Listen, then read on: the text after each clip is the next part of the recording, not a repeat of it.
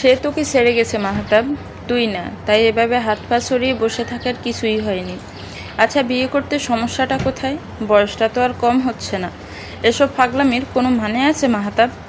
বড় আপার কথায় রাগ আর হতাশা দুটোই স্পষ্ট। নির্বাক মাহাবাদ নিজ মনে চা খেয়ে অফিসের জন্য বেরিয়ে গেল। এসব কথা সে মোটেও ফাত্তা দেয় না। মাহতাব ইব্রাহিম বয়স 40-এর কোঠায় পৌঁছালেও 30-এর যুবক ভেবে সবাই ভুল করে বসে। সৌন্দর্যের কোনো দিক থেকে কমতি নেই তার। অত্যন্ত অল্প বয়সে মাহতাব তার প্রথম ভালোবাসাকে হারিয়ে এখনো বিয়ের কথা ভাবেইনি। পরিবারের সবাই খুব রুষ্ট। সবচেয়ে রুষ্ট মাহতাবের বড় বোন আর তার মা। ছোট ভাই তার বউ বাচ্চা নিয়ে আলাদা থাকে, তার এসব নিয়ে কোনো মাথা ব্যথা নেই। ভাইয়ের সিদ্ধান্তকে সম্মান করে সে। ছোট ভাই মেহরাবের বউ লামি অসম্ভব ভালো একটা মেয়ে। বরের চাকরির জন্য বাড়ির বাইরে থাকতে হয় তাকে। শাশুড়ি একটু খিটখিটে টাইপের হলেও ননাস তাকে খুব ভালোবাসে। শাশুড়িও ভালোবাসে, তবে তা খুব একটা প্রকাশ করে না। মাহতাব যেতেই ময়না বেগম হতাশ মুখে বসে রইলেন। ভাইয়ের কথা থেকে কোনোভাবেই ওই মেয়েকে নামানো যাচ্ছে না। এ কেমন জীবন বেছে নিল মাহতাব? ভাইয়ের বিরস জীবন দেখে হতাশার শ্বাস ফেলল ময়না বেগম। বিধবা হওয়ার পর থেকে এক ছেলেকে নিয়ে ভাইয়ের সাথেই থাকি সে। কখনো বিন্দুমাত্র অবহেলা পায়নি। ছেলেটাও অস্ট্রেলিয়া থেকে পড়াশোনা করছে। মা মেয়ে সারাদিন বাড়িতে একা। মাহতাবের মা কুলসুম বেগম খুব একটা হাঁটাচলা করতে পারে না। বেশিরভাগ সময় রুমেই কাটে তার। ময়না বেগমের সারাদিন কাটে ঘুমিয়ে অথবা বই পড়ে। সুপিয়ে বানু বাড়ির পুরনো কাজের লোক। মাঝে মাঝে তার সাথে গল্প করে সময় কাটায়। কাজের লোক, সেও বেশি সময় দিতে পারে না। বাকিগুলো সব ফাঁকিবাজ।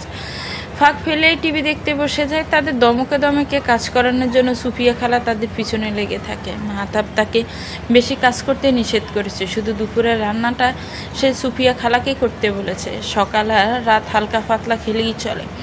ময়না বেগম টেবিল ছেড়ে মায়ের রুমে চলে গেল। গতকাল একটা মেয়ে ছবি দেখিয়েছে ঘটক। মেয়েটা সুন্দর, বয়স যদিও একটু কম, মাহতাবের তুলনায় বেশ ছোট। তবুও সম্বন্ধটা হাতছাড়া করতে চাইছে না সে। মায়ের সাথে একবার কথা বলা দরকার। অফিসে এসে এই কাজে ডুবে গেছে মাহতাব। বোনের কথা আমলে নেয়নি এমন না, একজনের মায়ায় পড়ে জীবন আর কাউকে জড়াতে ইচ্ছে করেনি তার। তাকে ভেবে ভেবে এই বয়সটা ঠিক জায়গায় নেই। এখন খুব একটা অনুভব হয় জীবন এখানে থাকলে ভালো হতো। মাঝে মাঝে একাকিত্ব জেঁকে ধরে, তখন খুব করে একজনের প্রয়োজন অনুভব হয়। কিন্তু এই বয়সে এসব কোনো মানেই নেই। তার মতো একজন বিশিষ্ট ব্যবসায়ীর এসব মানায় না। ভালোবাসার মানুষটার প্রতি মায়া কেটে গেছে এমনটাও নেই। সে তার মতো ভালো আছে, সুখে সংসার করছে, স্বামী সন্তান নিয়ে ভরা সংসার তার। শুধু সেই একা। আমি বলছি না ভালোবাসতেই হবে, আমি চাই কেউ একজন আমার জন্য অপেক্ষা করুক, শুধু ঘরের ভেতর থেকে দরজা খুলে দেওয়ার জন্য। বাইরে থেকে দরজা খুলতে খুলতে আমি এখন ক্লান্ত। আমি বলছি না ভালোবাসতেই হবে, আমি চাই কেউ আমাকে খেতে দিক। আমি হাত ফাঁকা নিয়ে কাউকে আমার পাশে বসে থাকতে বলছি না।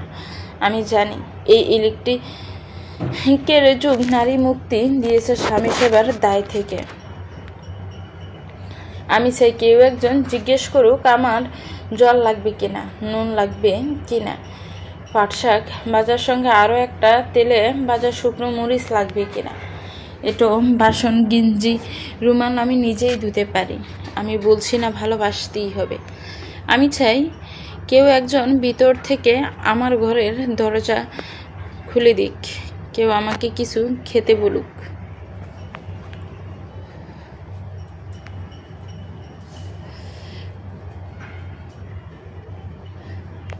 কামবাসনার সঙ্গী না হোক, কেউ অন্তত আমাকে জিজ্ঞেস করুক তোমার চোখ এত লাল কেন।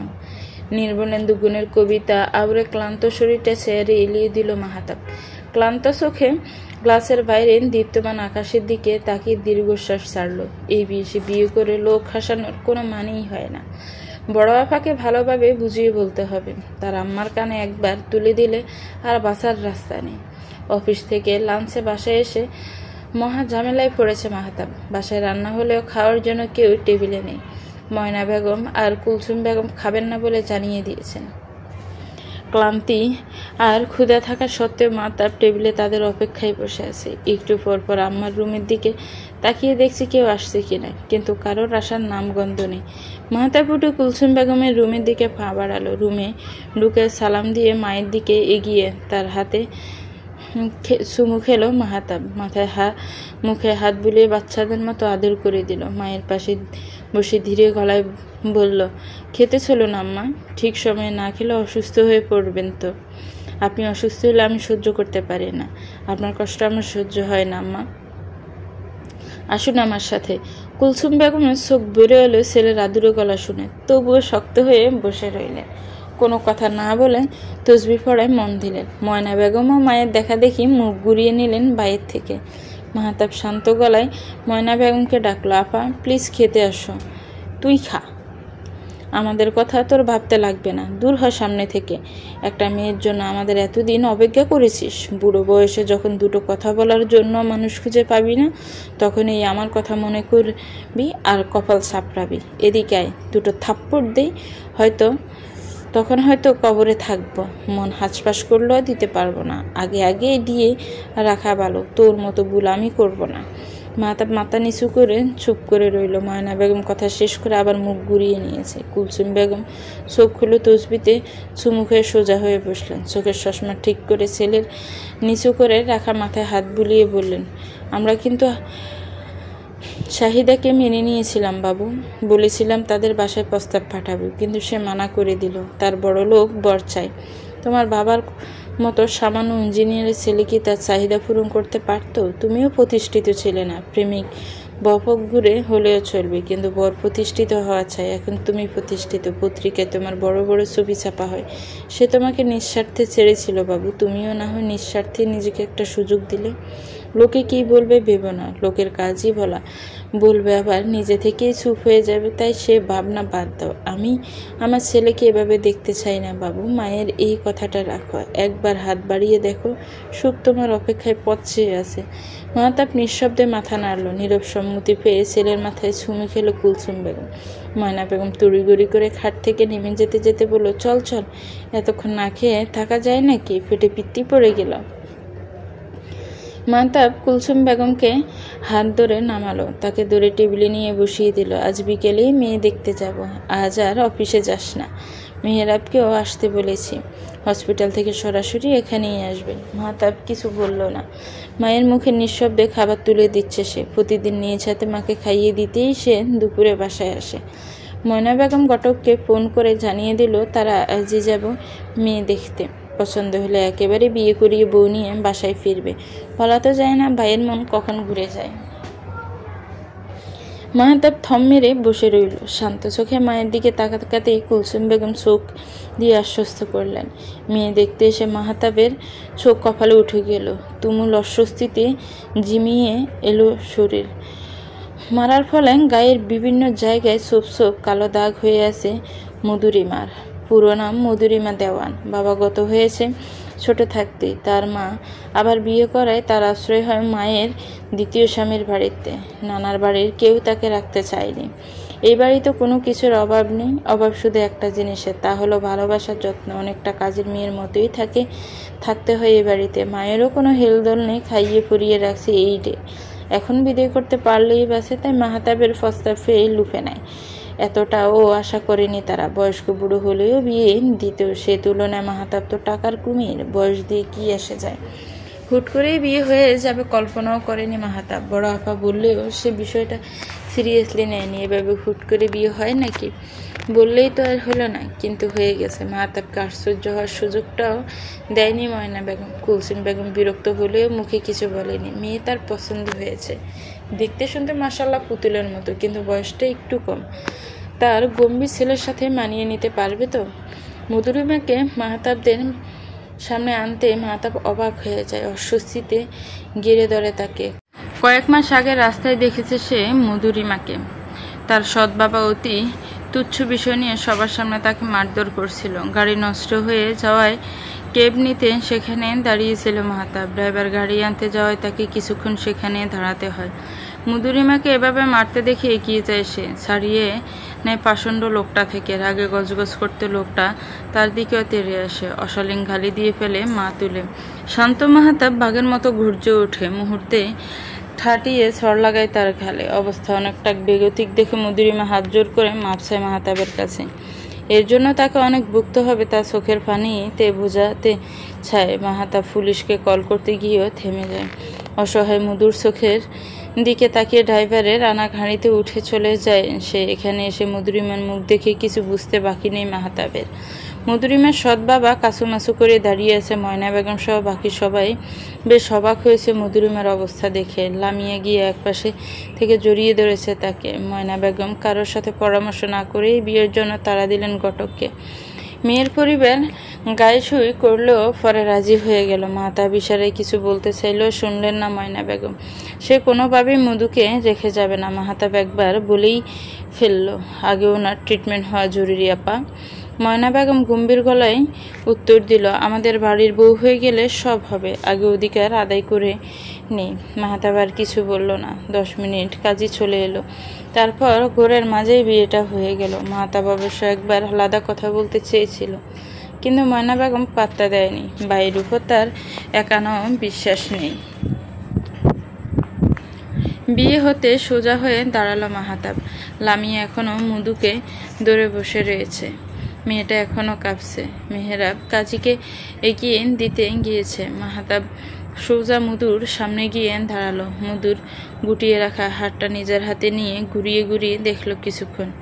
একটা নখ উঠে গেছে, কয়েক জায়গায় সিগারেট দিয়ে ফুরিয়ে দিয়েছে। মধু নিবু নিবু চোখে তাকিয়ে। মাহতাব হাত ধরতে হালকা কেঁপে উঠল সে।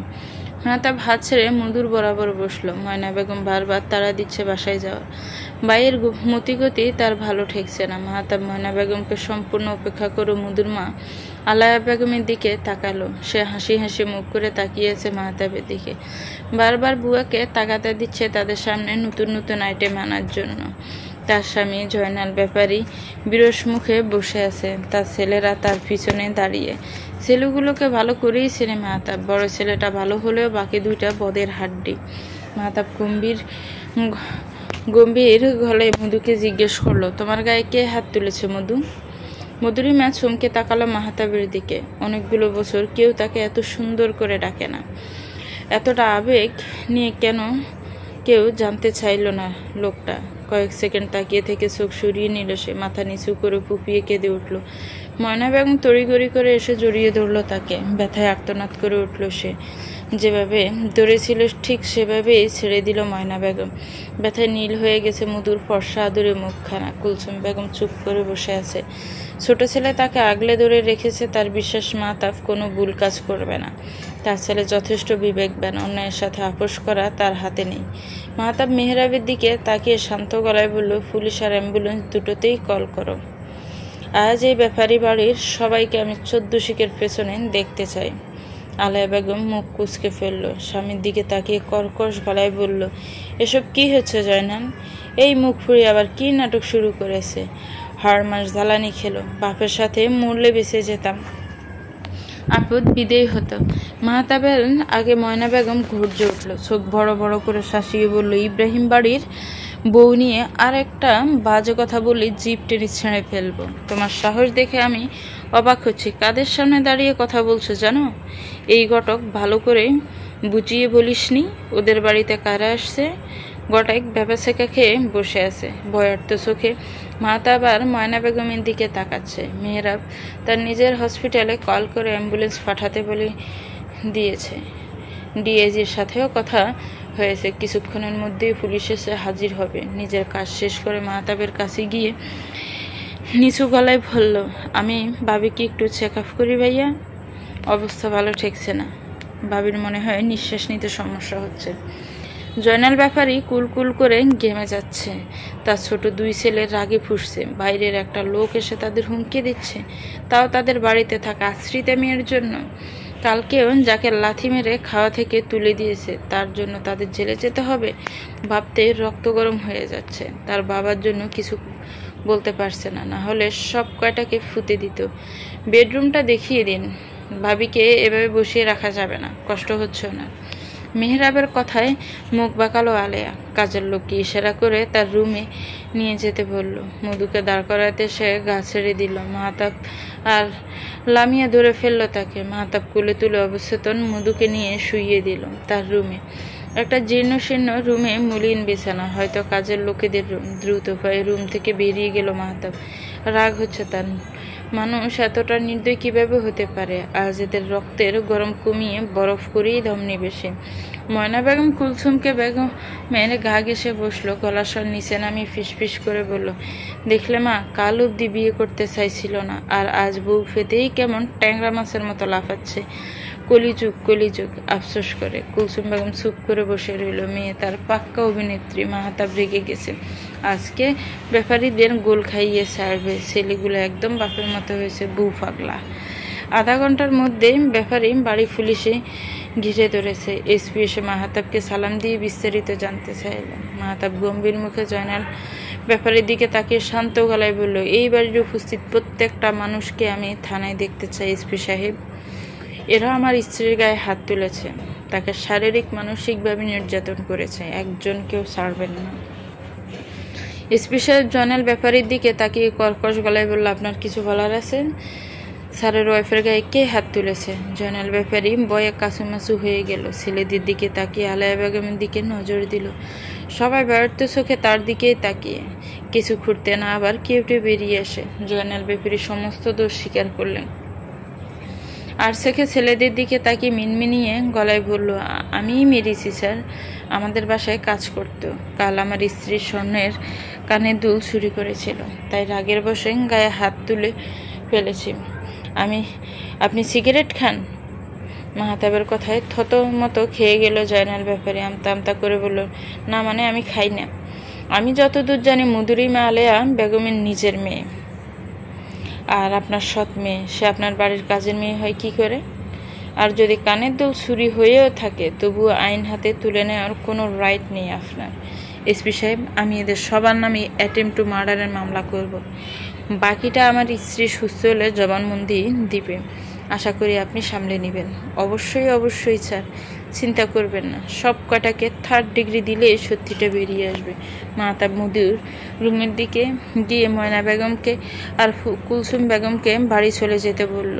লামিয়া, মেহেরাব আর সে মধুকে নিয়ে হসপিটাল যাবে। অ্যাম্বুলেন্স চলে এসেছে, তাই এখনই তাদের বেরিয়ে পড়তে বলে অবচেতন মধুকে কোলে নিয়ে গটগট করে বেরিয়ে গেল। ময়না বেগম আহাজারি করে বলল, দেখলে মা, দেখলে তোমার ছেলে গিরগিটির মতো রং পাল্টে ফেললো। মেয়েটাকে এভাবে নিয়ে গেল কেন? আমরা তো বাসায় নিয়ে স্বস্তিতে থাকতে পারবো না। এই হারামজাদা, তুই দাঁড়িয়ে আছিস কেন? আমাদেরও নিয়ে চল, আমি কিন্তু বাসায় যাব না বলে দিলাম। মেয়েরা বাড়চোখে লামিয়ার দিকে তাকালো। লামিয়ার ঠোঁট কামড়ায় হাসি আটকানোর চেষ্টা করছে। ময়না বেগম কথা শেষ করেই ছুটেছে মাহতাবের পিছনে। মেয়েরা মায়ের হাত ধরে সাবধানে তাকে নিয়ে বের হলো। লামিয়া শাশুড়ির পিছন পিছন আসছে। আপনি বাসায় চলে যান আম্মা, হাসপাতালে গিয়ে আপনার ভালো লাগবে না, অসুস্থ হয়ে পড়বেন। আমরা ভাবিকে নিয়ে তাড়াতাড়ি ফিরে আসবো। কুলসুম বেগম মাথা নাড়িয়ে সায় জানালো। তাকে মাহতাবের গাড়িতে তুলে দিয়ে ড্রাইভারকে সাবধানে গাড়ি চালাতে বলে মেহেরাব অ্যাম্বুলেন্সে উঠে গেল। লামিয়া আর ময়না বেগম মেহেরাবের গাড়িতে করে আসছে। জয়নাল ব্যাপারে আলেয়া সহ তার 2 ছেলে জয়া সামিরকে থানায় নিয়ে যাওয়া হয়েছে। মাহতাবদের হাসপাতালে পৌঁছাতে প্রায় 1 ঘন্টা লেগে গেল। মধুর একবার জ্ঞান ফিরল, বেশিক্ষণ তার স্থায়ী হয়নি। মেহেরাব একটু পর চেক করে যাচ্ছে। হসপিটালে পৌঁছে মধুর ট্রিটমেন্ট শুরু হয়ে গেল। সিনিয়র ডক্টর কানিজ ফাতেমা মধুর ট্রিটমেন্ট করছে। চেক আপ শেষে কেবিন থেকে বেরিয়ে মাহতাবের কাছে এসে আফসোসের গলায় বলল, মেয়েটাকে প্রচুর মারধর করেছে স্যার, সারা গায়ে কালছিটে দাগ পড়ে গেছে, কিছু নতুন আর কিছু পুরনো। পেশেন্ট প্রচণ্ড অপুষ্টিতে ভুগছে, ঠিকভাবে খেতে দিতে না, হয়তো এভাবে কোনো সমস্যা নেই। তবে আমার যতদূর মনে হচ্ছে মেয়েটা ট্রমাটাইজ হয়ে গেছে, তাকে খুব যত্নে রাখতে হবে। বুঝতে পেরেছি, ধন্যবাদ ডক্টর, আসছি স্যার। মধুকে ঘুমের ইঞ্জেকশন দেওয়া হয়েছে, 2 দিন এখানেই থাকতে হবে। লামিয়া আর ময়না বেগম পৌঁছানো আরও 20 মিনিট পরে। জ্যামে আটকে পড়ে তাদের দেরি হয়ে গেছে। মধুকে দেখে ময়না বেগম আফসোস করে বলল, আহারে কি পাষাণ মানুষেরা। আজ আমরা যদি না যেতাম তাহলে মেয়েটাকে এভাবেই ফেলে রাখতো। আল্লাহ সহায়। মাহতাব চুপ করে বসে আছে। রাত 8টা বাজতে চলল। মেহেরাবকে ময়না বেগম আর লামিয়াকে নিয়ে বাসায় চলে যেতে বলল মাহতাব। হসপিটালের ভিড় করে লাভ নেই, আর কুলসুম বেগমও বাড়িতে একা আছে। ময়না বেগম গাঢ় হয়ে বসে রইলেন। সুনামি এলেও সেখান থেকে নড়বে না। মেহেরাব হাজার বুঝিয়েও তাকে টলাতে পারল না। মাহতাব শান্ত গলায় বলল, অসুস্থ হয়ে যাবে আপা, বাসায় গিয়ে বিশ্রাম নাও, সকালে এসো। মাহতাবের বলতে দেরি হলো, ময়না বেগমের শুয়ে পড়তে দেরি হলো না। কেবিনের এক্সট্রা বেডে টান টান হয়ে ঘুমের প্রস্তুতি নিয়ে কাত হয়ে শুয়ে পড়লেন। মেহরাব দুই দিকে মাথা নাড়াতে নাড়াতে লামিয়াকে নিয়ে চলে গেল।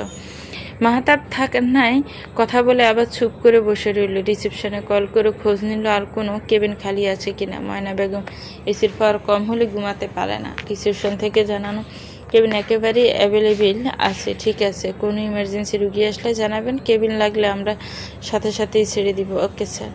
ময়না বেগমের চোখে পানি চলে আসে। তার ভাই এখনও তাদের সব দিকে নজর রাখে। তাদের একটু কষ্ট মাহতাব সহ্য করতে পারে না। তার ভাইটাকে আল্লাহ এবার সুখী করুক। আপা ঘুমিয়ে গিয়েছ? কষ্ট করে একটু উঠো, পাশের কেবিনে চলো, এখানে তুমি ঘুমোতে পারবে না। মাহতাবের শান্ত গলা শুনে আস্তে করে উঠে বসলো ময়না বেগম। ভাইয়ের মাথায় হাত বুলিয়ে তার হাত ধরে ধীর পায়ে পাশের কেবিনে চলে গেলেন। দরকার হলে ডাকবি কিন্তু। আচ্ছা ঘুমাও। মাহতাব ময়না বেগমকে রেখে মধুর কেবিনে চলে এলো। মেয়েটা শান্তভাবে ঘুমিয়ে আছে। স্নিগ্ধ মুখটা কয়েক জায়গায় নীল হয়ে আছে। মাহতাব চোখ সরিয়ে নিল। শার্টের হাতা গুটি ওয়াশরুমে চলে গেল ফ্রেশ হতে। শরীর ক্লান্তিতে আর চলতে চাইছে না। বেশ বেলা করে ঘুম ভাঙল মধুরিমার। পাশেই মাহতাব পেপার পড়ছে। শরীর ঠিক আছে? মাহতাবের গম্ভীর গলায় ভরকে গেল মধু। মিনমিনে গলায় বলল, জি। ফ্রেশ হয়ে ব্রেকফাস্ট করে মেডিসিন নিও, নার্স এসে সাহায্য করবে। আমার একটা জরুরি মিটিং আছে, হুট করে বিয়ে হয়, সময় বের করতে পারিনি। আমি অফিসে যাচ্ছি, বড় আপা পাশের কেবিনে আছে, ঘুমোচ্ছে হয়তো। লুবানা আর মেহরাবও চলে আসবে কিছুক্ষণ পর। কোনো অসুবিধা হলে তাদের বলবে, ঠিক আছে? মধু ফেল ফেল করে তাকিয়ে রইল। মাহতাব এখনও শান্ত চোখে তাকিয়ে আছে। সোফা থেকে উঠে মধুর সামনে গিয়ে দাঁড়ালো। মাথায় হাত রেখে আস্তে করে বলল, একা ভয় করবে? মধুরিমা চমকে তাকালো মাহতাবের দিকে। তাকে কেউ কখনো এই প্রশ্নটা করেনি। লোকটা এত আদুরে সরে কথা বললে সে তো কেঁদেই ফেলবে। আমি বড় আপাকে ডেকে দিচ্ছি, নার্সও থাকবে সারাক্ষণ। একদম ভয় পাবে না, আমি কাজ শেষ করেই চলে আসব। কাল বাসায় যেতে পারবে। মধু মাথা নিচু করে ফেলল। তার মন হালকা লাগছে। ধীর গলায় বলল, আপাকে ডাকতে হবে না, আমি ভয় পাবো না, আপনি নিশ্চিন্তে কাজ সেরে আসুন। মাহতাব হাসল।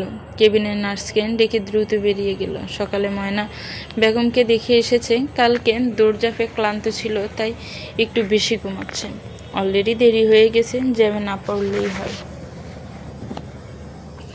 মাহতাব অফিসে পৌঁছে নিজের কেবিনে চলে গেল। অফিসের সবাই মাহতাবকে রাগী গম্ভীর মানুষ হিসেবেই জানে, কিন্তু মাহতাবের অসম্ভব ভালো ব্যবহারের জন্য সবাই তাকে সমীহ করে চলে। মাহতাব কেবিনে ঢুকেই ম্যানেজারকে কল করলো তার কেবিনে আসার জন্য। ম্যানেজার নক করে ভিতরে এসে মাহতাবের সামনে এসে দাঁড়ালো। বসুন হাসিব সাহেব। জি স্যার, আমি কাল বিকেলে বিয়ে করেছি হাসিব সাহেব। হুট করেই সব হয়ে গেছে, তাই কাউকে কিছু জানানো হয়নি। রিসেপশনে বড় করে আয়োজন করে সবাইকে জানাবো। আপাতত আপনি হালকা মিষ্টি মুখ করার ব্যবস্থা করুন। অফিসের সবাইকে মিষ্টি মুখ করবেন। গেটম্যান সহ সবাই যেন পায়, খেয়াল রাখবেন। হাসিব সাহেব হা করে তাকিয়েছে মাহতাবের দিকে। তার স্যার বিয়ে করেছি, বিশ্বাসই হচ্ছে না। নিজের হতভম্বতার রেশ কাটিয়ে কোনো রকম সম্মতি দিয়ে বেরিয়ে গেল। অফিসের মধ্যে কানাঘুষা শুরু হয়ে গেছে। প্রায় সবাই মাহতাবের বিয়ের কথা শুনে খুশি হয়েছে। হাতে গোনা কয়েকজন মুখ টিপে হাসাহাসি করছে, তাদের অবশ্য কেউ পাত্তা দেয়নি। মেয়েরা হসপিটালে এসে ডাক্তার কানিজ ফাতেমাকে নিয়ে মধুর কেবিনে গেল।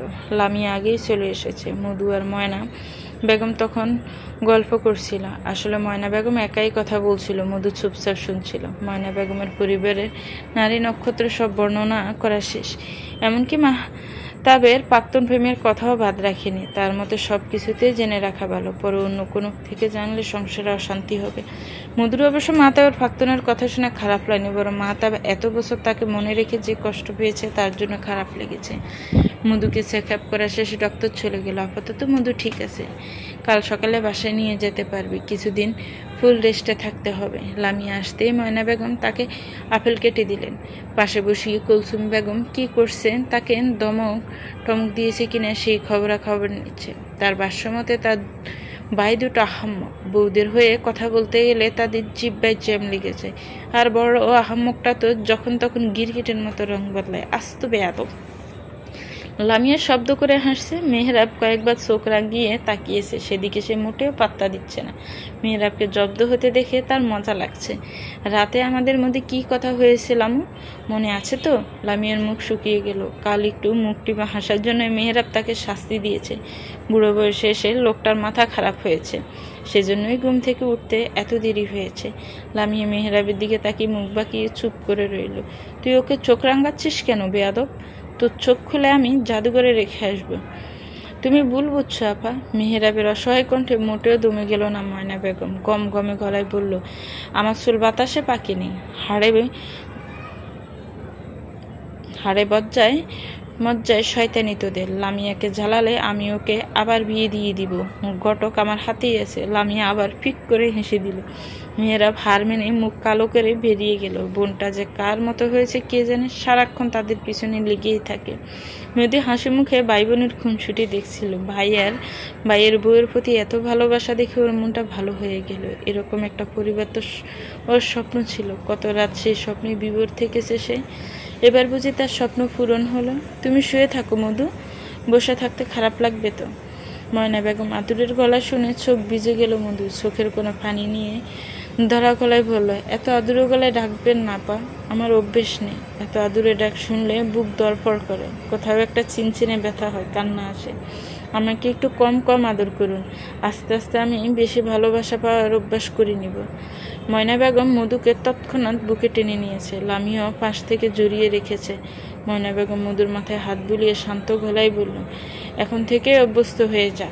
তুই নিজেও জানিস না তুই আমাদের কলিজার একটা অংশের ভালো থাকার কারণ তুই। তোকে আমরা এখনো সিন্ধুকে ভরে রাখিনি, এই তো ঢের।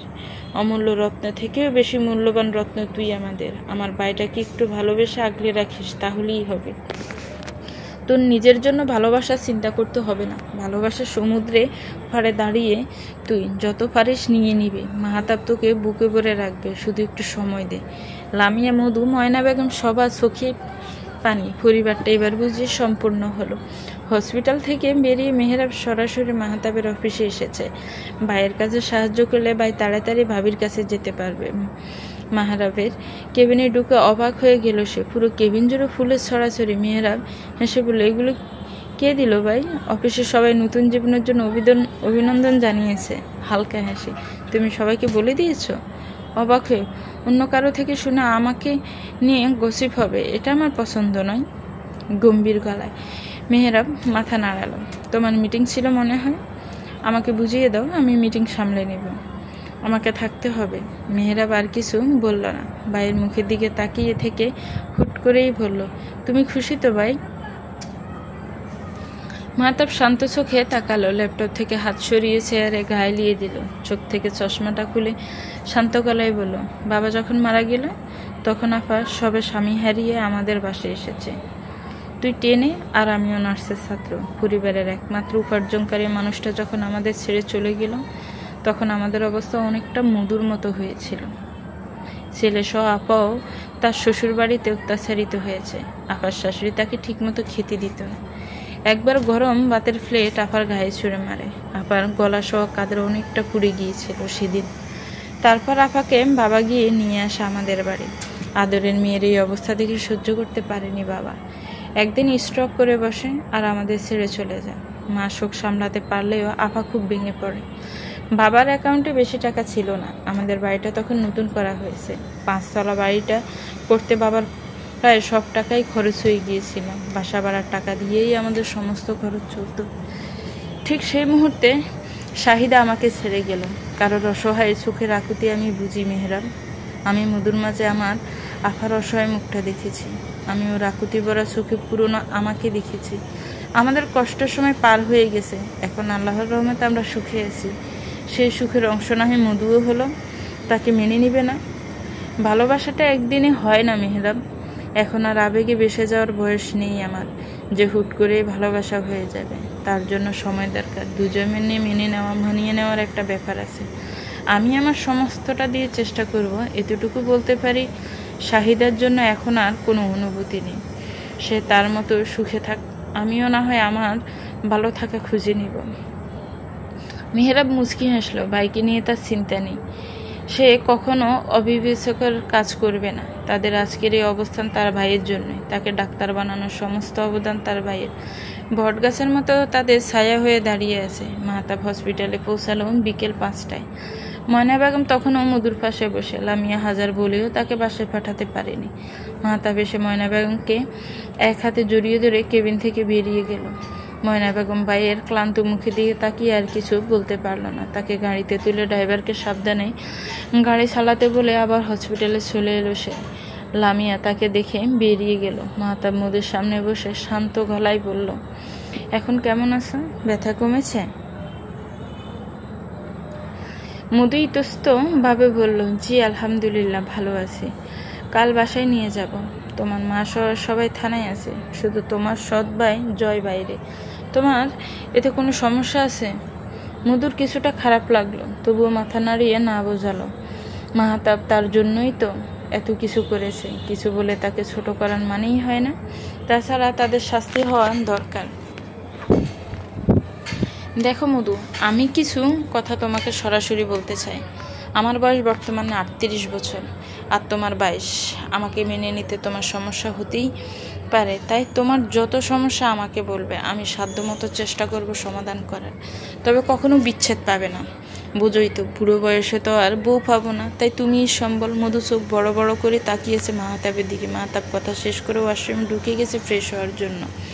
রাতটা কাটিয়ে সকালে মধুকে বাসায় নিয়ে এসেছে মাহতাব। সারা রাত মধুর লজ্জায় আড়ষ্ট হয়েছিল। মাহতাবের দিকে চোখ তুলে তাকাতেও অস্বস্তি হচ্ছিল, অথচ মাহতাব ছিল স্বাভাবিক, সব সময়ের মতো শান্ত। মধু আর চোখে মাহতাবের অগোচরে মাহতাবকে দেখেছে। প্রত্যেকটা অঙ্গভঙ্গি গভীর চোখে অবলোকন করেছে। আশ্চর্যজনকভাবে এই শান্ত গম্ভীর লোকটাকে তার ভালো লেগেছে। এক কথায় ভীষণ ভালো লেগেছে। বয়স নিয়ে তার কোনো মাথা ব্যথা নেই। বয়স শুধু একটা সংখ্যা, মনের মিল কতটুকু হয় এখন এটারই দেখার অপেক্ষা। মধুকে নিয়ে বাসায় ফিরতেই হুলস্থুল পড়ে গেল। কুলসুম বেগম আর ময়না বেগম 3 তলা থেকে নেমে এসেছে তাকে এগিয়ে নেওয়ার জন্য। লামিয়া নিজে রান্নাবান্নায় লেগে গেছে। বাড়িতে আজ কিছু ঘনিষ্ঠ আত্মীয় স্বজনদের ইনভাইট করা হয়েছে। হুট করে বিয়ে হয়ে যাওয়ায় কাউকে জানানো হয়নি, তাই সামান্য আয়োজন করে তাদের জানানোর ব্যবস্থা। তাছাড়া ভাড়াটিয়ারা আছে, তাদেরকেও নিজ থেকে জানিয়ে দিতে চাই কুলসুম বেগম। অযথা তার সোনার টুকরো ছেলে নিয়ে কুৎসার উঠুক তা সে চায় না। ময়না বেগম অবশ্য এসব ঝামেলা করতে নিষেধ করেছিলেন। মধুর শারীরিক অবস্থা বিবেচনা করে এখন এসব করে আরও কিছু প্রশ্নের মুখে পড়তে হবে, কিন্তু কুলসুম বেগম শোনেনি। ময়না বেগমও আর কথা বাড়ায়নি। তার বুঝদার মা মাঝে মাঝে বাচ্চাদের মতো জেদ ধরে বসে থাকে। মধু এখন থেকে আগে অনেকটাই সুস্থ, শরীরের আঘাত দাগ অনেকটা মিলিয়ে এসেছে। মাহতাব তাকে হাত ধরে গাড়ি থেকে নামালো। ময়না বেগম এগিয়ে গিয়ে আঁকলে ধরল মধুকে। মধু মুচকি হেসে কুশল বিনিময় করলো তার সাথে। কিছুটা দূরে দাঁড়িয়ে থাকা কুলসুম বেগমের দিকে এগিয়ে গেল। মাহতাব অনেকটা অস্থির হয়ে মাকে এক হাতে জড়িয়ে ধরল, মুখে চিন্তার ছাপটা। তবে আরেক হাতে ঠিকই মধুকে ধরে রেখেছে। এটা খুব সামান্য একটা বিষয়, তবুও মধুর ভীষণ ভালো লাগলো। আপনি নিচে কেন এসেছেন আম্মা? আমরাই তো আসছিলাম, কষ্ট করে আবার নামতে গেলেন কেন? আমার ছেলের বউকে আমি এগিয়ে নিব না? এ কেমন কথা বাবা? আমি তো আর সিঁড়ি ভেঙে নামিনি, লিফট দিয়েই এসেছি। আমার একটুও কষ্ট হয়নি। মাহতাব শান্ত হলো, গম্ভীর মুখে মায়ের হাত ধরে দাঁড়িয়ে রইল। কুলসুম বেগম মধুর মাথায় হাত বুলিয়ে মুচকি হেসে বলল, কেমন আছো মা? মধু সালাম দিয়ে বলল, আলহামদুলিল্লাহ ভালো আছি মা। আপনি কেমন আছেন? আমি ভালো আছি আলহামদুলিল্লাহ, এখন থেকে আরো ভালো থাকবো।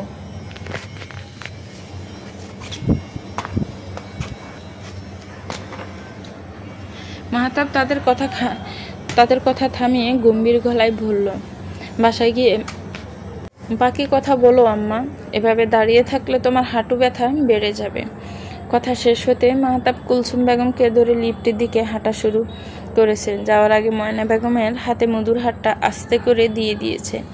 ময়না বেগম মধুকে নিয়ে তাদের পিছনেই লিফটে ঢুকে গেল। মধু 5 তলা বাড়িটা চোখ ঘুরিয়ে ঘুরিয়ে দেখছে। পুরনো আমলের হলেও বাড়িটা সুন্দর। সবচেয়ে সুন্দর বেলি ফুলের বাগানটা। সবার বাগানে নানান রকম ফুল গাছ শোভা পেলেও মাহতাব নিজের বাগানে প্রায় 50টা বেলি ফুলের গাছ লাগিয়েছে। রাতে বেলি ফুলের সুবাসে সারা বাড়ি মৌ মৌ করে। বাসায় ঢুকে সরাসরি নিজের রুমে চলে গেছে মাহতাব। তাকে কয়েক ঘন্টার জন্য বাইরে যেতে হবে। আসার সময় মধু মাহতাবকে অনুরোধ করে বলেছে আলেয়া বেগম সহ সবাইকে ছেড়ে দিতে। খারাপ হলেও এত বছর তাদের কাছেই বড় হয়েছে সে। মাথার উপরে ছাত্র দিয়েছিল, সেই কৃতজ্ঞতা থেকে তাদের উপর থেকে সমস্ত অভিযোগ তুলে নিয়েছে মধু। তাই মাহতাবকে বুঝিয়ে বলেছে তাদের উপর করা কেস তুলে নিতে।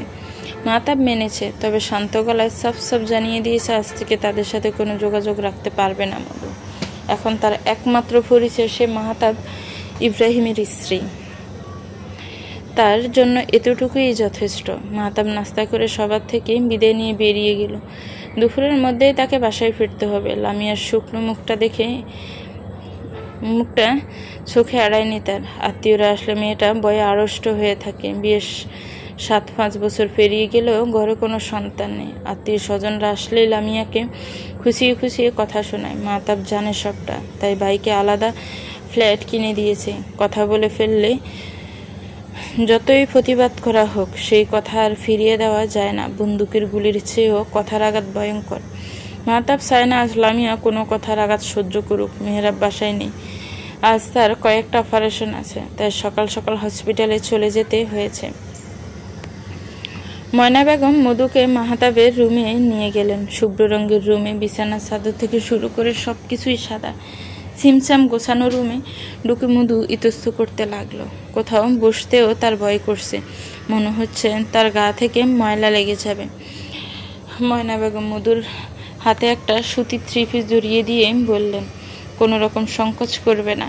এখন থেকে এই রুম এই বাড়ি, আর এই বাড়ির মানুষগুলো তোমার। নির্দ্বিধায় থাকবে সবসময়। ওটা ওয়াশরুম, আঙ্গুল দিয়ে দেখিয়ে। ফ্রেশ হয়ে এসো, ভালো লাগবে। মধু মাথা কাত করে সায় জানালো। তার ভিতরে রসস্বস্তি কমছে না। তাদের সাথে বড্ড বেমানান লাগছে তাকে। অযত্নে চেহারা মলিন হয়ে গেছে। যেখানে খাওয়া জুটত না ঠিকভাবে, সেখানে চেহারার যত্ন নেওয়া বিলাসিতা। মধু ওয়াশরুমে চলে গেল ফ্রেশ হতে। ময়না বেগম ওখানেই বসে রইলেন। মেয়েটা খুব শান্ত, হয়তো পরিস্থিতির চাপে পড়ে চুপচাপ হয়ে গেছে। তার ভাইটাও শান্ত গম্ভীর। দুজন ঠান্ডা মানুষ মিলে কি বাড়িটা কি হিমালয় বানাতে চাইছে নাকি? থানা গিয়ে ঝামেলা মিটাতে অনেকটা সময় লেগে গেল মাহতাবের। 2 দিন তাদের ভালোই আপ্যায়ন করা হয়েছে। মাহতাব সেদিকে ধ্যান দিল না। শক্ত গলায় বেলো এলো মধুর সাথে আর কখনো যোগাযোগ না করতে। আলেয়া বেগম আর জয়নাল ব্যাপারে সুপসানো মুখ দেখে মনে মনে শান্তি পেল খুব। নতুন বউ দেখতে আশেপাশের ফ্ল্যাটের সবাই আসছে। মধু রেস্ট নিতে পারছে না ঠিকঠাকভাবে। লামিয়া বুদ্ধি করে মধুকে হালকা সাজিয়ে দিয়েছে, এতে তার মুখের অস্পষ্ট দাগগুলো ডেকে পড়েছে। লং স্লিভের জন্য হাতের দাগগুলো দেখা যাচ্ছে না। কয়েক দফা দেখা দেখির পর ময়না বেগম স্পষ্ট সবাইকে বলে দিলেন এখন মধু রেস্ট করবে। আবার বিকেলে সবাই এসে চা খেয়ে যাবে, সাথে বউও দেখে যাবে। কুলসুম বেগমের বাপের বাড়ি থেকে তার আত্মীয় স্বজন এসেছে। কুলসুম বেগমের বাইরে কেউ বেছে নেই। 2 ভাবি আর ছেলে, তার ছেলের বউ, তাদের বাচ্চা নিয়ে এসেছে। অনাকাঙ্ক্ষিতভাবে শাহিদাও তার 2 ছেলে মেয়ে নিয়ে হাজির। কুলসুম বেগমের বড় ভাবির বাতিজি শাহিদা, তাই কেউ কিছু বলতেও পারছে না। আসার পর থেকেই মুখ কুঁচকে বসে আছে সে। তার চোখগুলো আকুফাকু করছে মাহতাবের বউকে দেখার জন্য। মাহতাব যে এই বয়সে এসে বিয়ে করবেন তা কল্পনাও করেনি সে। এতদিন মনে মনে অহংকার হতো তার জন্য মাহতাব ঘর বাঁধেনি কারোর সাথে। মাহতাব এখনো তাকেই ভালোবাসে, এভাবেই তৃপ্তি ডেকর তুলত। মনে মনে আফসোস হতো মাহতাবকে ছাড়ার জন্য। আগে মাহতাবের তেমন কিছু না থাকলেও এখন মাহতাব টাকার কুমির। তার পা থেকে মাথা অব্দি আভিজাত্য দিয়ে মরানো। এখন এই মেয়ে নিশ্চয়ই এসব কিছু ভোগ করবে। এসব তো তার হতো। নিজের স্বার্থ পরতায় হারিয়েছে সব। হিংসে হচ্ছে তার। মাহতাব অন্য কারোর সাথে জীবন শুরু করেছে ভাবতেই মন বিষিয়ে যাচ্ছে। স্বার্থপর মানুষদের এই এক সমস্যা, তারা সব কিছুতে নিজের স্বার্থ খোঁজে। মাহতাবের একা থাকা শাহিদার মনে প্রশান্তি জোটাতো। সে অন্য কাউকে নিয়ে সংসার করেছে, তাতে কোনো সমস্যা নেই, কিন্তু মাহতাব কেন করবে? এই তার ভালোবাসা। মনে মনে গজগজ করছে শাহিদা। মাহতাব আসলে আর কিছু কথা শুনিয়ে দিবে সে। দেখবে কোন রূপসী মেয়ে তার মাথা ঘুরিয়ে গেছে যেই বয়সে এসে বিয়ে করতে হলো। ময়না বেগম একটু পর শাহিদের দিকে তাকিয়ে গা জ্বালানো হাসি দিচ্ছে। এত বছর পর একটা মোক্ষম জবাব দিয়েছে এই মেয়েকে। মধুকে দেখলে এই মেয়ের রাতের ঘুম হারাম হবে নিশ্চিত, কাল নাগিনি একটা। লামিয়া সুফিয়া খালাকে বলল ড্রয়িং রুমে নাস্তা পাঠিয়ে দিতে। কুলসুম বেগম তার ভাবিদের সাথে গল্প করছেন। শাহিদাকে দেখেই লামিয়া চোখ মুখ কুচকে ফেলল। এই মেয়েকে তার একদম ভালো লাগে না। সোফার এক পাশে বসতেই তার বড় মামি শাশুড়ি মুখ কুচকে বলল, তোমার কি খবর ছোট বউ? কোনো খুশির খবর আছে নাকি? শোনো, মাইয়া মানুষের সার্থকতা হইল বাচ্চা কাচ্চায়। অনেক বছর তো পার হইল, আর তো বেশি দেরি করণ ঠিক হইব না। মেহেরাবরে কও আর একটা বিয়া করতে। পুরুষ মানুষের দুইটা বউ থাকলে সমস্যা কই? আল্লাহ তো হুকুম দিছে 4টা পর্যন্ত করা। তুমিও থাকবা, হ্যাঁ তো আর তোমারে সাইডা দিতাছে না। লামিয়া মাথা নিচু করে বসে আছে, চোখের পানি কোটো ছেড়ে বেরিয়ে এসেছে। আরও এই মহিলার অনেকেই তার কথাই সায়জা নিয়েছে। ময়না বেগম চোখ মুখ শক্ত করে মায়ের দিকে তাকিয়ে। তার মাও বাচ্চা নিয়ে লামিয়ার উপর কিছুটা অসন্তুষ্ট, তাই সে চুপচাপ বসে আছে। বিয়ে করে আমরা আমাদের প্রশান্তির কারণ হিসাবে একজন জীবনসঙ্গী নিয়ে আনি। কোনো বাচ্চা জন্ম দেওয়ার মেশিন নয় মামি। আল্লাহ চাইলে বাচ্চা হবে, না হলে হবে না। আমার ভাই লামিয়াকে নিয়েই সুখী, তাই তাদের ভালোটা তাদেরকেই ভাবতে দিন। এসেছেন, বেড়াবেন, হাসি খুশিতে থেকে চলে যাবেন। আমার পরিবারের কাউকে নিয়ে ভাবতে হবে না, তার জন্য আমি এখনও বেঁচে আছি। মাহতাবের শক্ত কথায় দমে গেল সবাই বাসায় ঢুকে এসব কথা শুনে তার মেজাজ খারাপ হয়ে গেছে। মেয়েরাই মেয়েদের বড় শত্রু, এটা কালে কালে প্রমাণিত। না হলে একজন মেয়ে হয়ে কীভাবে আরেকজন মেয়েকে সতী নামতে বলতে পারে? শাহিদের দিকে চোখ যেতে মাহতাব মুচকি হাসল। লামিয়ার পাশে বসে তার মাথায় হাত বুলিয়ে শান্ত গলায় বলল, কাঁদবে না, বাইয়া আছি তো। এবার আমাকে এক গ্লাস ঠান্ডা পানি দাও লামু। লামিয়া হাসি মুখে পানি আনতে চলে গেল। মাহতাব শাহিদার দিকে তাকিয়ে মুচকি হেসে বলল, কেমন আছো শাহিদা? এসেছো, ভালো হয়েছে। নতুন ভাবিকে দেখে যেও, ঠিক আছে? আমি ফ্রেশ হয়ে এসে গল্প করব। ময়না বেগম পিক করে হেসে দিল। তার কম কথা বলা ভাই ময়না পাখির মতো কথা বলছে। শাহিদের মুখটা দেখার মতো হয়েছে। দুপুরের ব্যবসা গরমে জনজীবন উষ্ঠাগত। কড়া রোদে উত্তপ্ত রাস্তায় বাতাসের সাথে যেন আগুন জ্বরে পড়ছে। মেহেরাব বিরক্তির শীষ তুলল। গাড়ির এসি বাড়িয়ে লামিয়ার ফোনে কল লাগালো। আজ সারাদিন ব্যস্ততার জন্য একবারও মেয়েটার খবর নেওয়া হয়নি। 2টো সার্জারি ক্যান্সেল হওয়ায় সময়ের আগেই বাসায় ফিরে যাচ্ছে সে। কয়েকবার লাগাতার রিং হওয়ার পরেই ওপাশ থেকে কল রিসিভ হলো না। মেহেরাব ব্রুক স্ক্রিনের দিকে তাকিয়ে রইল। বাসায় মেহেরাব আছে, কেউ কিছু বলেনি তো? ভাবতে চাইল না মেহেরাব। কিছু বললেও তার পরিবার সামলে দিবে। তবুও বক্ষ পিঞ্জরে আনসান করছে। জ্যাম ছাড়ার কোনো লক্ষণ দেখা যাচ্ছে না। কচ্ছপের গতিতে এগুচ্ছে গাড়ি। কপালে বাজ ফেলে দোয়া দুরুদ পড়ে ময়না বেগমকে কল করলো মেহেরাব।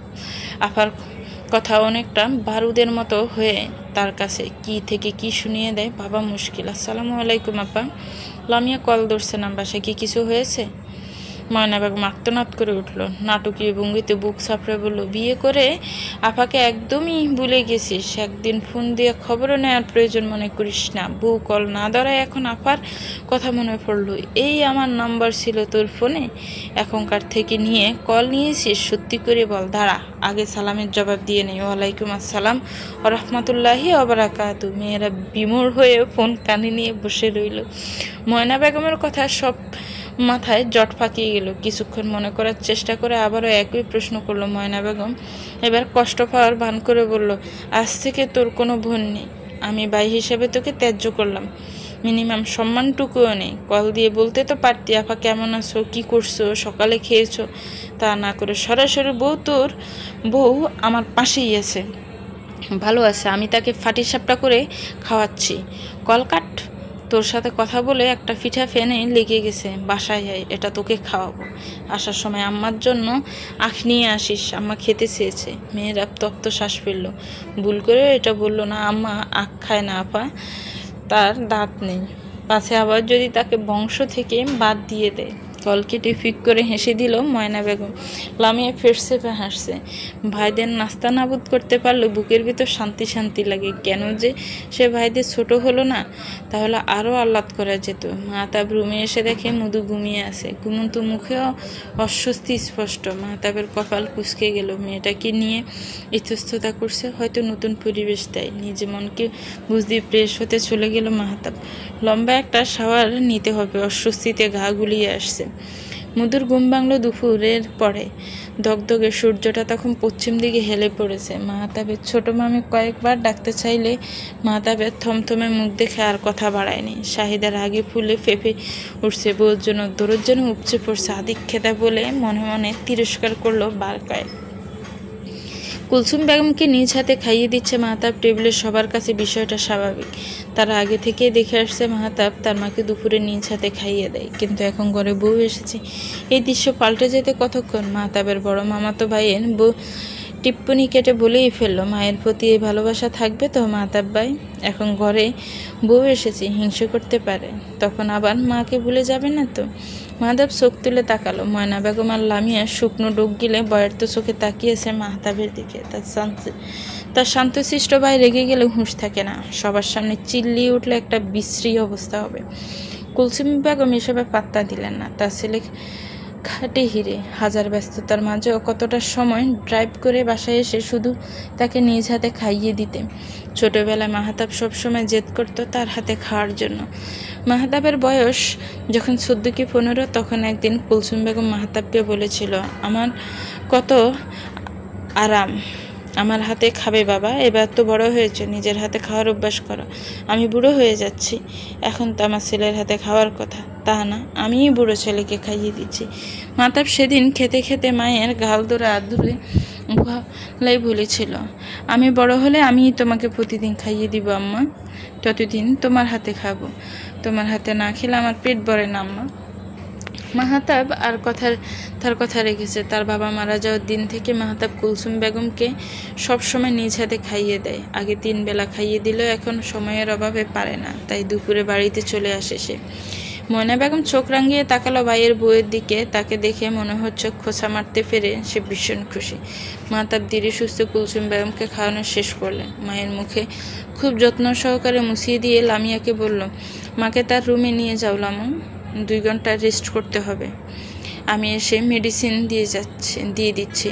লামিয়া কুলসুম বেগমকে নিয়ে যেতে যেতে বলল, আমিই দিয়ে দিব ভাইয়া, আপনি খেয়ে নিন। মাহতাব কিছু বলল না, হাত ধুয়ে সোজা ড্রয়িং রুমে গিয়ে বসলো। সবাই খাওয়া শেষ করে সেখানেই বসেছে। সাইদে একটু পর পর মাহতাবকে দেখছে। 2 বাচ্চার মা হয়ে এসে অনেকটা বুড়িয়ে গেছে, তবে মাহতাবকে দেখে বয়স বোঝার জো নেই। শুধু কানের পাশে কয়েকটি চুল পাক ধরেছে। এই যা, মধুকে দেখার জন্য হাসপাস করছে ভিতরে ভিতরে। মাহতাব ভুল করে তার দিকে তাকাচ্ছে না। কেন তাকাচ্ছে না? বউ পেয়ে তাকে দেখতেই চাইছে না? এই তার ভালোবাসার স্ত্রী? মাহতাব ফোন ঘাঁটতে ঘাঁটতে তার মামাতো ভাইকে বলল, দিনকাল কেমন যাচ্ছে ভাই? ব্যবসার কি অবস্থা? আছে আলহামদুলিল্লাহ, মোটামুটি। তোর মতো কোটিপতি বনে যায়নি এখনো। তাদের কথার মাঝখানে সেইভাবেই আরও কয়েকবার মাহতাবকে পিঞ্চ করে কথা বলল। সাইদা সহ কয়েকজন শব্দ করে হাসছে। আপনি বুঝি মামিকে হিংসে করেন ভাবি? না হলে এত সহজেই বুঝে ফেললেন কি করে? আর বউ হিংসে করলে 1 প্লেটে 2 জনকে খাইয়ে দিব। খাবারের টান পড়বে না আমার বাসায়। 2 হাত ভরে টাকা কামাই, এদের জন্যই তো। 2 জনকে খাইয়ে দিলে হিংসে করবে না নিশ্চয়। বেচারির হাসি হাসি মুখটা চুপসে গেল। জোর করে হাসার চেষ্টা করে বলল, আমি তো মজা করছিলাম ভাই, রাগ করলে নাকি? আমিও ঠিক আপনার মতোই মজা করেছি, রাগ করব কেন? থমথমে পরিবেশে আগমন হলো মেহরাবের। গামে ভিজে যাওয়া শার্ট গায়ের সাথে লিপটে আছে, হাতে 2 আটি আখ। লামিয়ে ছুটে গিয়ে 1 গ্লাস পানি এগিয়ে দিল। মেহরাব মুচকি এসে পানি খেয়ে রুমে চলে গেল ফ্রেশ হতে। মাহতাব লামিয়াকে উদ্দেশ্য করে বলল, মধুকে নিয়ে এসো লামু, ও হয়তো উঠে পড়েছে। লামিয়া মাথা নাড়িয়ে চলে গেল। লামিয়াকে পাঠানোর উদ্দেশ্য হচ্ছে মধুকে একটু গুছিয়ে গাছিয়ে নিয়ে আসা। খাবে না আফা? ময়না বেগম টেবিলের কাছে যেতে যেতে বলল, খাবো না কেন? তোদের জন্য বসে আছি, ভাবিস না, আমি এমনিতেই দেরি করছিলাম, খেতে মন চাইলে টেবিলে আয়। মাহতাব মনে মনে হাসলো, বোনটা আর বদলানো না। মেহরাব, মাহতাব, ময়না বেগম টেবিলে বসে অপেক্ষা করছে মধুর জন্য। ময়না বেগম সুফিয়া খালাকে বলল পিঠাগুলো ড্রয়িং রুমে নিয়ে যেতে, যার মন চাইবে খাবে। মধুকে নিয়ে নিচে আসতে সবার চোখ কপালে। শাহিদা চোখ বড় বড় করে তাকিয়েছে। মাহতাব এত কম বয়সী মেয়ে বিয়ে করেছে, কেউ আন্দাজও করেনি। কালো জামদানিতে অসম্ভব সুন্দর লাগছে মধুকে। মাহতাব কয়েক সেকেন্ড তাকিয়ে চোখ সরিয়ে নিল, মনে মনে বলল সুন্দর, অসম্ভব সুন্দর। মধু সবাইকে সালাম দিয়ে কুশল বিনিময় করলো। লামিয়া তাকে রেডি করাতে করাতে সবার বিবরণ দিয়ে ফেলেছে, তাই রয়ে শয়ে সবার কথার উত্তর দিচ্ছে সে। ময়না বেগমের কথা শেষ হতে শাহিদা শেষাত্মক গলায় বলল, আগে খেয়ে নাও মধু, সবাই ঘরের মানুষ, পরেও আলাপ করা যাবে। এই লামু, এসে বসে পড়ো। বাবা ভাইয়ের জন্য তো কম বয়সী মেয়ে ধরে এনেছেন, এজন্যই বুঝি দুদিনেই মাহতাবের মাথা ঘুরে গেছে। শাহিদার হাসতে হাসতে মারা খোঁচাটা গায়ে মাখল না মাহতাব। ময়না বেগম কিছু বলতে গেলেও তাকে থামিয়ে দিয়ে হাসি মুখে উত্তর দিল, ঠিক ধরেছ শাহিদা, অপেক্ষার ফল সবসময় সুমিষ্ট হয়। আমি আমার দুঃখের বিনিময়ে সুখ কিনে এনেছি। সাময়িক কষ্টটা এখন আশীর্বাদ মনে হচ্ছে, না হলে এমন জীবনসঙ্গী পাবো কেন? শাহিদের মুখটা অপমানে লাল হয়ে গেল, থমথমে মুখে তাকিয়ে রইল মধুর দিকে। চলবে তো ভিউয়ার্স, গল্পটা কেমন লেগেছে কমেন্ট করে জানাবেন। গল্পটা আমার কাছে অসম্ভব ভালো লেগেছে। গল্পটার পরবর্তী পার্ট খুব শীঘ্রই দিব। গল্পটাকে নিয়ে একটি গঠনমূলক কমেন্টস করবেন। গল্পটা ভালো লাগলে একটি লাইক করবেন, গল্পটাকে শেয়ার করবেন, আর আমার চ্যানেলটাকে প্লিজ সাবস্ক্রাইব করবেন। যারা অলরেডি সাবস্ক্রাইব করে রেখেছেন তাদেরকে অনেক অনেক ধন্যবাদ। ভালো থাকবেন, সুস্থ থাকবেন, আল্লাহ হাফেজ।